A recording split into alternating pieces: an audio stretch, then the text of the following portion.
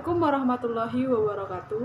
Saya Siti Armia dari Lokal HTN 5C akan mempresentasikan mata kuliah Politik Hukum dengan judul Konsep Dasar Pengantar Politik Hukum. Yang pertama yang akan kita bahas adalah hukum dan politik. Kata hukum berasal dari bahasa Arab hukum yang jamaknya ahkam, yang berarti putusan, ketetapan, perintah, pemerintahan, kekuasaan, hukuman, dan lain-lain. Asal-usul kata hukum mempunyai arti mengendalikan dengan sesuatu pengendali. Maka, secara sederhana dapat dikemukakan bahwa hukum adalah seperangkat peraturan tentang tingkah laku manusia yang diakui sekelompok masyarakat, disusun oleh orang-orang yang diberi wewenang oleh masyarakat itu, berlaku dan mengikat untuk seluruh anggota masyarakat dalam suatu negara. Politik berasal dari bahasa Arab disebut siasah, yang selanjutnya kata ini diterjemahkan menjadi siasat. Kamus Umum Bahasa Indonesia menjelaskan bahwa kata politik diartikan segala urusan dan tindakan, dan sebagainya mengenai pemerintahan suatu negara atau terhadap negara lain, tipu muslihat atau kelicikan. Adapun dalam Ensiklopedia Indonesia dijelaskan bahwa politik adalah konsep yang berhubungan dengan soal-soal pemerintahan. Kedua, asal-usul politik hukum.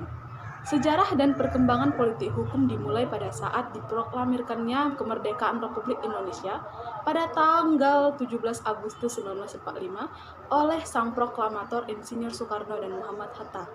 Dari kemerdekaan itulah mulai dijalankannya suatu roda pemerintahan dengan menciptakan hukum-hukum yang baru yang terlepas dari hukum-hukum para penjajah yang selama hampir 3,5 abad menjajah negeri ini.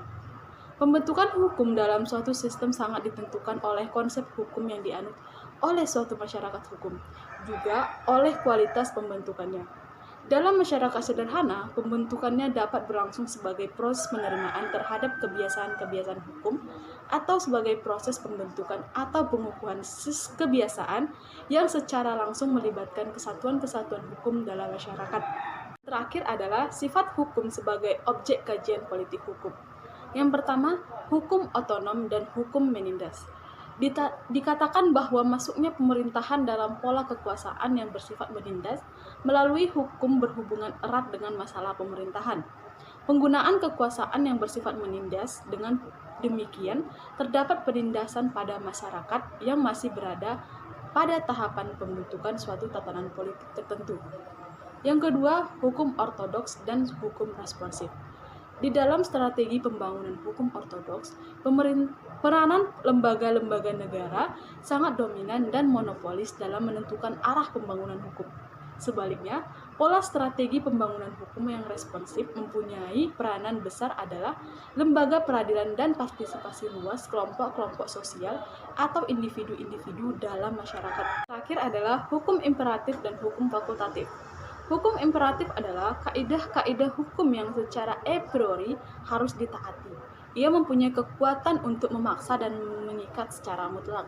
Sedangkan hukum fakultatif tidaklah secara a priori harus ditaati atau tidak a priori untuk dipatuhi, melainkan sekedar melengkapi, subsidiar atau dispositif.